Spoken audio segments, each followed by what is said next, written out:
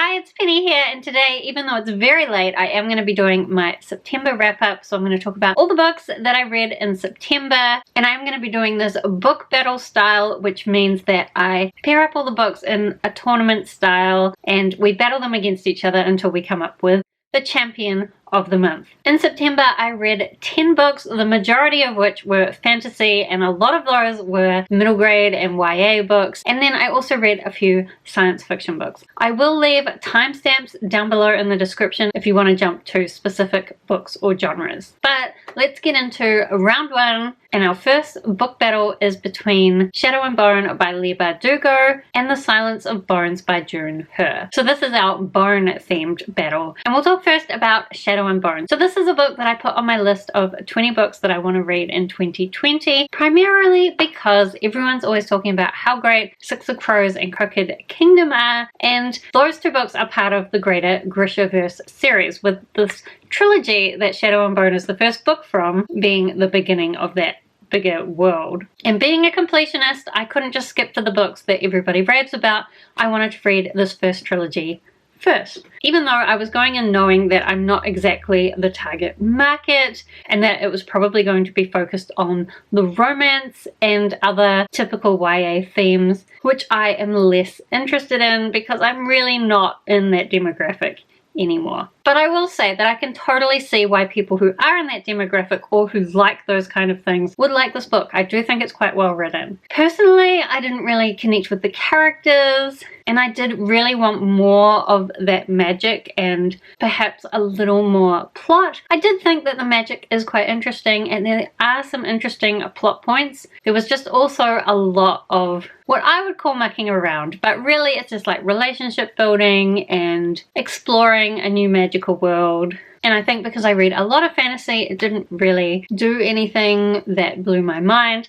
Still, as I said, I can see why a lot of people like it, and it wasn't a terrible reading experience. It was quite easy to get through, and so I'm not feeling terrible about going on and reading the rest of the series. Oh, I didn't really tell you what the stories was about, so I believe it's like Russian inspired. We have this girl named Alina who was an orphan and has grown up to become a map maker. Then she has to journey through this thing called the Fold, or the Shadow Fold, which is this place that's dark and has monsters in it. Halfway through that, she discovers she has magical powers, and that leads her to going and meeting all the other people who have other kinds of magical powers, including the Darkling, who is kind of the ruler of everyone with magic, and he has all sorts of schemes and plans going on. And I'm really hoping that he'll do some really dark shit in the next couple of books, because I think that's what I need for this series to really catch my interest. So then I read Silence of Bones. So this is not actually a fantasy. I just realized I put it in my fantasy section. It's because it kind of feels like a fantasy. It's really a historical murder mystery. We have this young girl who is a servant, and because in their culture men can't touch women, especially the bodies of women after murders have occurred, so we have this servant girl who helps the detectives in terms of interrogating and looking at the dead bodies of women. And she gets very involved in helping out with this murder investigation. And honestly, I just felt it was very unrealistic. She's supposed to be a servant, but she's always asking people questions, and they hardly ever say, "You're a servant, can you just go and do your thing?" She didn't really seem to have much to do as a servant. She seemed to just do whatever she wanted most of the time. And overall, I just felt like I was reading a YA fantasy that didn't have much world building, which was especially disappointed because I was excited about the fact that this was supposed to be a Korean inspired story, and I thought maybe I would learn something about Korean culture. But honestly, it just felt so generic. Other than a few small elements, I feel like it could have been set in almost any fantastical world, except that there weren't any fantastical elements, and the mystery was just kind of boring, and the dialogue was incredibly unrealistic, and just overall, it was quite a disappointment. So, given that, you won't be surprised that in this battle, I'm going to put Shadow of Bone through to the next round. Okay, then for our next battle, we move on to the science fiction side of things, and we've got Into the Mist by Lee Murray up against Ascender Volume 2, The Dead Sea by Jeff Lemire and Dustin Nguyen. So firstly, Into the Mist is a book by a New Zealand author. I'm from New Zealand, so I was excited to read a book from a New Zealand author, and that was one of the elements that I really enjoyed about this, is that for the most part, it's just set in modern day New Zealand, and there was just a feeling that made it very New Zealand. There were a lot of references to everyday New Zealand things. All the characters spoke in a very New Zealand way, and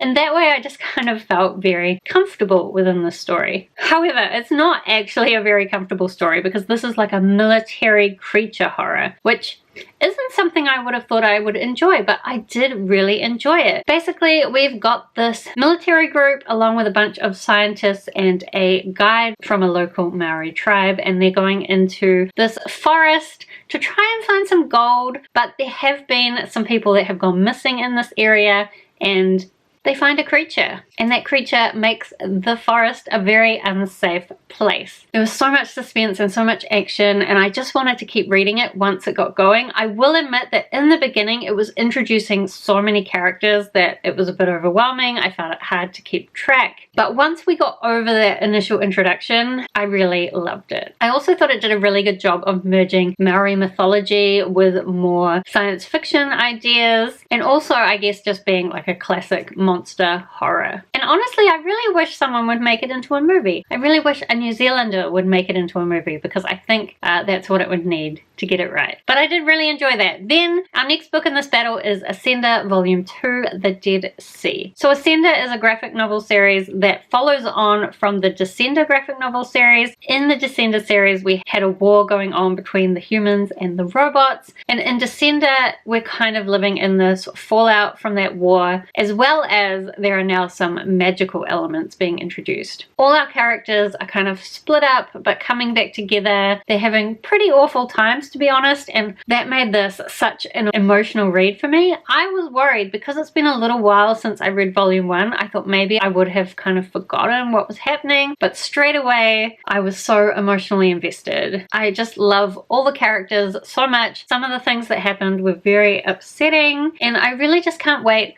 for the next book in this series to come out. And I think that once they've all come out, I'm gonna like reread the whole series in one go, and that'll be awesome as well. So this one is actually really hard because I love both of these books, and I feel like it's really unfair because I feel like Into the Mist deserves to get further through the book battle, but I just love Ascender so much. So Ascender Volume 2, The Dead Sea, goes through to the next round. So now we're moving on to round 2, and we're going to start with a couple of quite fun fantasies that I think are on the lower end of YA, maybe even middle grade depending on how you look at things. So that is Trials of Death by Darren Shan up against Percy Jackson and the Titan's Curse by Rick Riordan. So firstly, Trials of Death is the 5th book in the Darren Shan, what is the series called? Chronicles of Darren Shan. Basically, the author Darren Shan is writing the story pretending that this is the story of what happened to him when he essentially became a half vampire. In this one, he's well into vampire society, and he's having to undergo these trials to prove himself as a vampire. And I don't think I can say much more than that without spoiling the series. Even saying that he becomes a half vampire is kind of spoilers for the first book, but if I don't say that, then I wouldn't be saying anything about this book. So these books are just super fun, and I do think that they go in interesting and unexpected directions. This is another one that ended on a very exciting and unexpected cliffhanger, so I'm gonna need to get to the next book again very soon. I think these are just good books to listen to when I need something to like completely relax and like disengage my brain while I listen to it. Although that said, I did struggle a bit to keep track of all the different vampires, and I think that might just be because in September I started a new job. My brain has been very full of getting to know real people, and so then getting to know a bunch of vampire characters on top of that was a bit too much for me. And also I was reading this at the same time as Into the Mist, so there were a lot of characters in my head as well as real people, and it was too much. But I did really like it. It was a lot of fun, and I do recommend this series if you want to read a young YA/middle grade vampire series. And these books are super short, so you could probably binge the whole series if that's what you wanted to do. I would do that if I didn't have so many audiobooks already. Then the other book in this battle is Percy Jackson and the Titan's Curse. And honestly, I've kind of forgotten what happened. And I tried to find some footage of me talking about it to try and trigger my memory. I don't know what happened to that. But the Percy Jackson series is, again, just really fun. It does a really good job of incorporating Greek mythology into this modern day setting. We've got Percy Jackson, who is the son of one of the Greek gods, and he goes to this Camp Half-Blood where he meets a bunch of other demigods and they go on quests, and there is kind of a bigger thing that they're working towards, I suspect. Oh, because there's a prophecy. Of course there's a prophecy. It's Greek mythology and YA fantasy. Of course there's a prophecy. So we're trying to work out like who is the prophecy talking about, because whoever it is going to cause a lot of problems, supposedly. This one is the third book in the series, I think, so I've got 4 and 5 left to read. Again, I'll get to those soon. Even though I'm saying it's pretty forgettable, I think that's probably more, as I was saying, because I got a new job and it's making me use my brain for other things. So I did enjoy it. I really wish I had read these when I was younger, because I think I would have loved it when I was younger.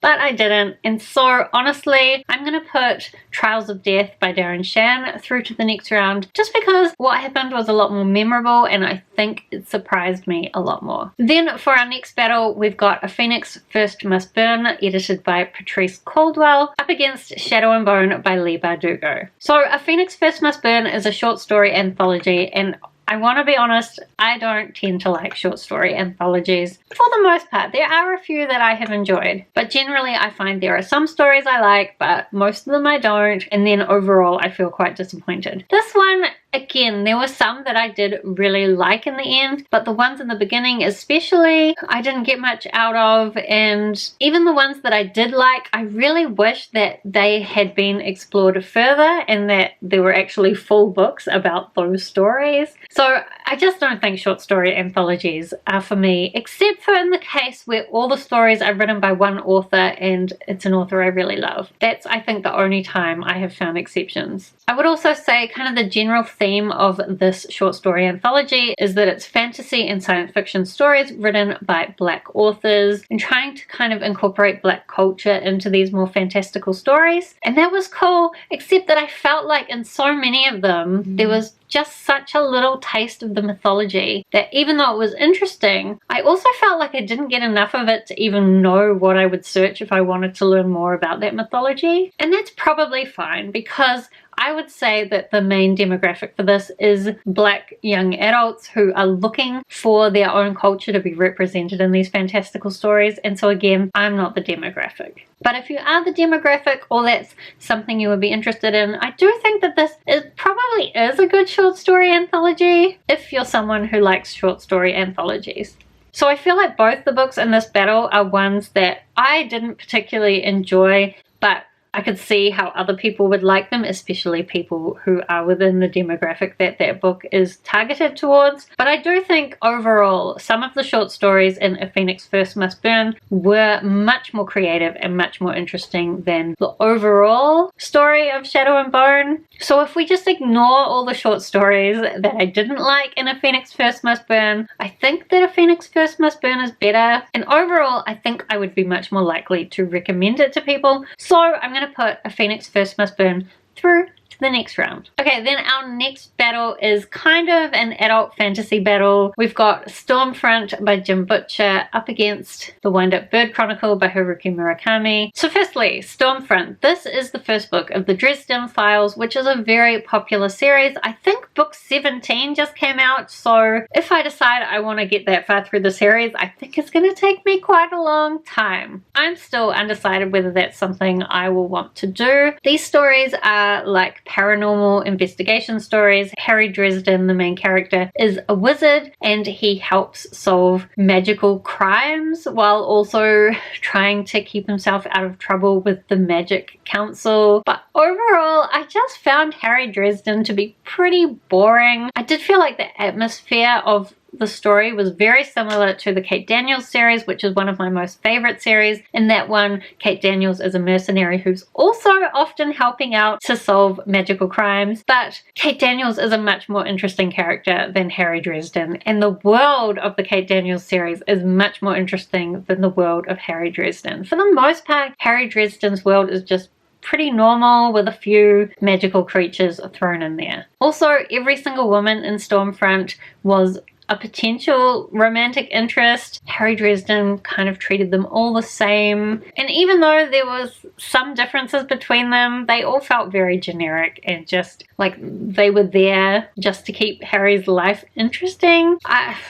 I don't know, I got them all very mixed up in my head, and even though I guess you could say that Harry was being very gentlemanly towards them, it was just quite boring and I didn't really find even the mystery to be that interesting. Still, it's the first book in a series that has managed to last 17 books, so I would expect it would improve. And I also will admit that in the Kate Daniels series, which I love, the first book wasn't as strong as the rest of the series either. So I think I'm going to read at least a few more books in the series before I give up on it. And who knows, maybe I'll end up loving it. And then The Wind-Up Bird Chronicle by Haruki Murakami. So this is a book that's very strange. To some degree, it is about this man who quits his job and he just is going to take some time off to figure out what he wants to do in life. During that time, he starts realizing that he doesn't know his wife as well as he thought, and he's also trying to find his missing cat. And in trying to find his missing cat, he ends up talking to a lot of different strange people. And then when his wife also goes missing, things get even darker, even more twisted. It was just super bizarre, but also I loved it. I think I just like really dark, twisty stuff. I would definitely say, though, that if you are someone that's at all sensitive about anything, that you would want to be careful going into this. There are a lot of trigger warnings. It's a horror book. I think if you're sensitive, you know that maybe you should be careful going into horror books. I was really impressed how in the end all the weird shit kind of came together and made sense, and it's definitely one where I would like to reread it again in the future, because knowing how it all came together, I feel like on a reread you would pick up on a lot of different things. I also really liked what it had to say about knowing yourself and not knowing whether you really know other people. And that's another aspect that I think I could think about what that book was saying about that for a long time. I will also say I definitely recommend the audiobook for this. The audiobook narrator was absolutely amazing. And there is one character called Mei Kasahara that is the main character's neighbor, and she is very vibrant, and there's a part later in the book where she is writing this main character some letters, and she's just saying all her thoughts, and she has some very strange thoughts, and just the way that the audiobook narrator delivered those lines, they were so hilarious. I don't know if I had read them myself with my eyes that I would have gotten that comedic timing as good as he did. And like, it's especially impressive because he's doing the voice of a teenage girl while he's delivering these lines so perfectly. And there was another character whose name I've forgotten, who was kind of this assistant guy, very dark and creepy. That was also done so marvelously. Honestly, maybe the best audiobook narration I've ever heard. So I definitely recommend that. So given that, I think you can guess that up against Stormfront, I am definitely going to put The Wind-Up Bird Chronicle through to the next round. And then we're back into science fiction. So the next battle is Insignia by S.J. Kincaid up against Ascender Volume 2, The Dead Sea. So Insignia is essentially a YA dystopian. In this world, we've got World War III, except the World War III is being fought out in space, so that people on Earth don't really have to worry about it. There's not really any consequences of the war, and it's primarily corporations funding this war and using it in their power plays against each other. But also the war is fought by these spaceships that are controlled by people from a distance through these neural processes, but all the people who control the spaceships have to be teenagers, because only teenagers' brains are able to adapt to these processes being put in their brains. So we follow this young boy who gets a neural processor and joins the military to fight in this war. And then of course he learns a lot more about this war. I really love the way that it showed how this technology could be used to make their life better, but also really strongly hinted at how it could be used against them. For the most part, this first book kept things pretty light. There were some bad things that happened, but I really feel like the next books, things are going to get much darker, and I am super excited for that. I do think, though, that the main character is a teenage boy, and sometimes reading from the perspective of teenage boys can be a little bit annoying, just in terms of the way they approach girls and their infighting between each other. But they did have some good friendships as well. Although our main character definitely does some very unlikable things, especially something he does near the end of the book, I think would put a lot of people against him. And I'm really interested to see how S.J. Kincaid will try to redeem him in the next books. The only other thing I would mention is that right at the beginning he goes to this military school and he's starting late, so he's starting like halfway through the semester, and the first class was just like the basics of the intrasolar war, obviously because the author wanted to give the reader some information about the war, but it didn't really make sense why they would be covering this very basic information that probably most people in the world would already know. Why would they be covering that halfway through the semester? And it was quite a large chunk of info dumping as well. That's probably the only bit that was a little bit hard to get through. Still, I did really enjoy Insignia, and I'm really excited to continue the series. And this is another one where I feel like this side of the book battle is much stronger than the other side. I feel like Insignia definitely deserves to go further on in the book battle. However, it's up against Ascender Volume 2, and I love Ascender Volume 2 with my whole heart. So there's no way that I can't put Ascender Volume 2 through to the next round. Okay, so now we're on to the semi-finals. First up, we have Trials of Death by Darren Shan up against A Phoenix First Must Burn, edited by Patrice Caldwell. And this is kind of hard because I really enjoyed Trials of Death. I thought it was really fun. I thought it did some surprising things.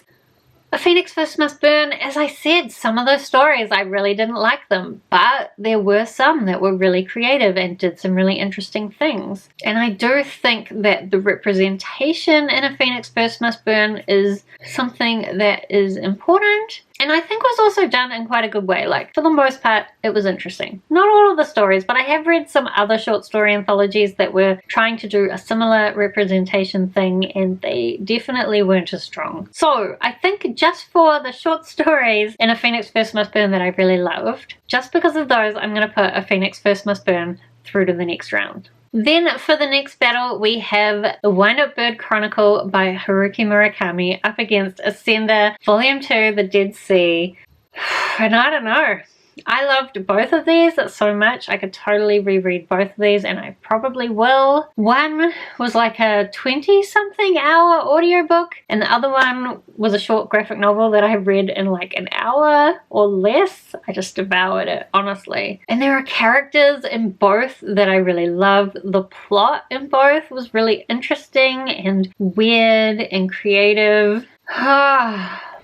I don't know how to make this decision. And normally this is where I would refer to my spreadsheet, but I've been really terrible at keeping my spreadsheet up to date lately, so I don't have that detailed rating done.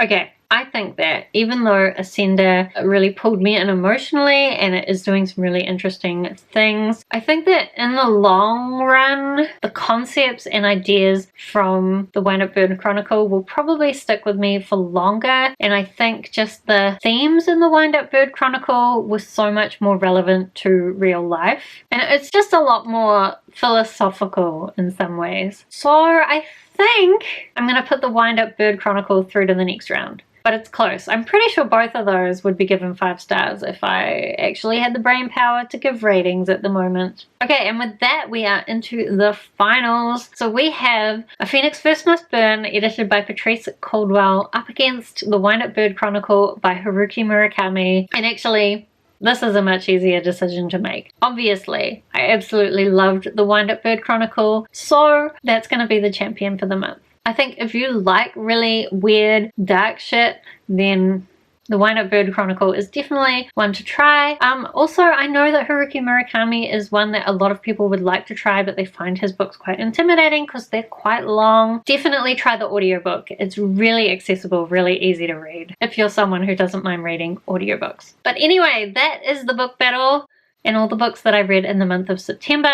Do let me know if you have read any of the books that I talked about today, because I would love to talk with you more about them down in the comments. Otherwise, thank you so much for watching. I hope that you are doing well, and I will see you next time.